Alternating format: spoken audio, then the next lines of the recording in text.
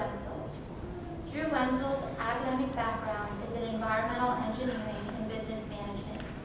After a stint at a consulting firm focusing on environmental performance and human health aspects of the built environment, he became an embedded member of a Fortune 100 company's corporate real estate sustainability team. To aid in his new professional endeavors, Drew recently completed an MS in Sustainable Design and Construction through Stanford Civil and Environmental Engineering School. Welcome, Mr. Wenzel.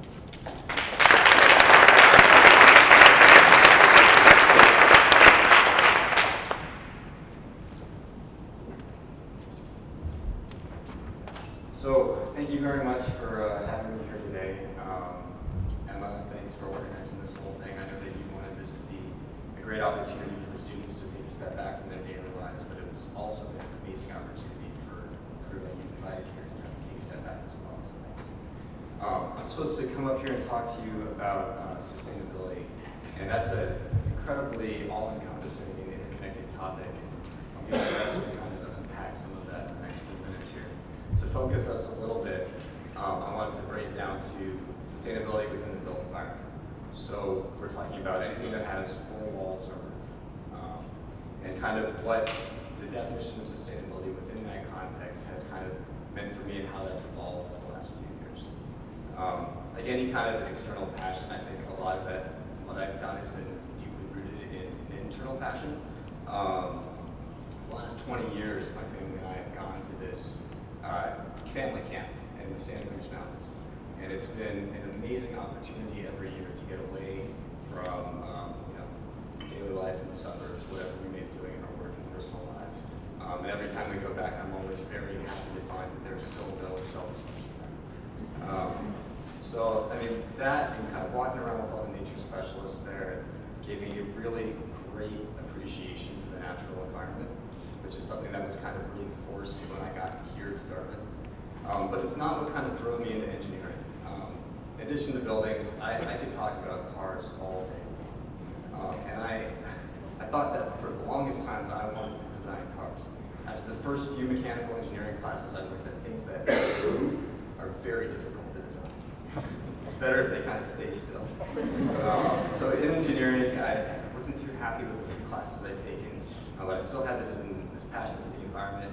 I ended up taking Engineering Sciences 44, Sustainable Design.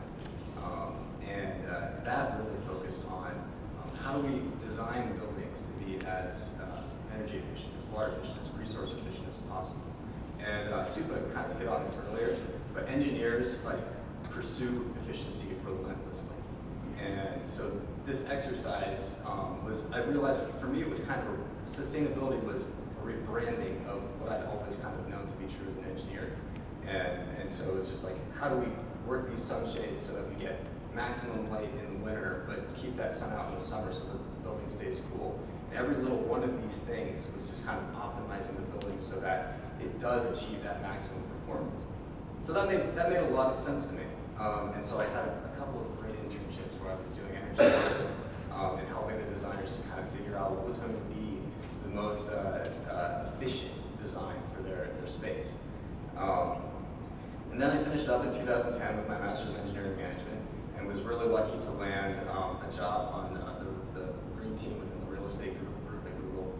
And at that time, the economy was not doing so great. And so the entire focus was on not how do we build things, but how do we operate them as efficiently as possible, which is an entirely different mindset from design.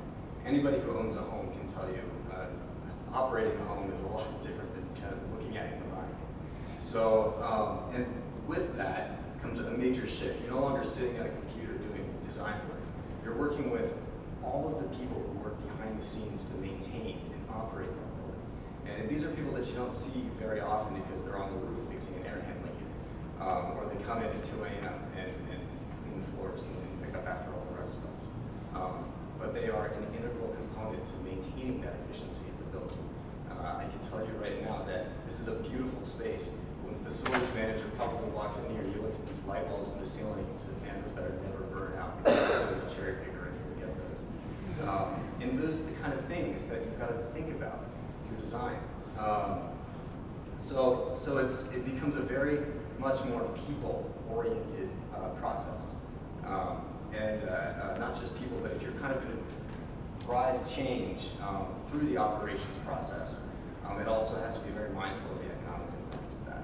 Everything has to be very justified. These people who are on the offside of things are scrutinized for the money that they spend and the resources they consume all the time. And it's, they really are just kind of on the recipient end of whatever the design team has done. So, it's this shift. So sustainability in the second shift became to me, okay, let's design as efficiently as possible, but it has to be efficient as well as maintainable. And so that became those two things I juggled after that. But then none of those really answers the questions of why are we building these places in the first place? And the answer is for people. Whether it's a residence, a commercial building, a lab, all of these buildings serve a purpose for people to do something. And really, the connection between people and the built environment is where I see kind of the next iteration of sustainability for me, something that my work team has done for the last couple of years, and is, I'm really proud to be a part of at this point, is how do our built environments support the health of all of our occupants? And so this kind of manifests itself when the leadership in our company says, how do we extend the lives of our employees by 30 years? Well, that kind of filters its way down to something that's actionable for us.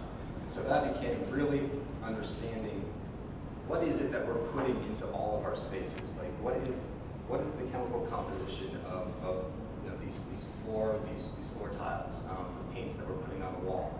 And if we're spending, according to the USGBC, about 90% of our time indoors, I mean, that means just the outdoors are just kind of the corridors between where we spend most of our time. And so we are much more impacted by what's in our indoor environment than anything outside. And it's been a major overhaul in the way the industry thinks, and the industry that provides these materials to buildings and purchasers of their products. The transparency is very difficult for a lot of them. But we have very set criteria. You tell us what's in your products, and we need to understand how that could be impacting our occupants before we can even use your stuff. And it's a movement that we've seen gaining momentum in the industry, and I'm really excited to kind of keep pushing in that direction. And that information, really the end goal is available for everybody to use, so that everybody can benefit from the transparency. So, just kind of in closing, sustainability in the context of the built environment started off as the engineering and what's most efficient, kind of augmented by the people who are implementing that and maintaining that throughout its life, but never losing focus on who you're building for. And kind of that holistic approach is something that I've really truly enjoyed doing, and I think is maybe transferable to other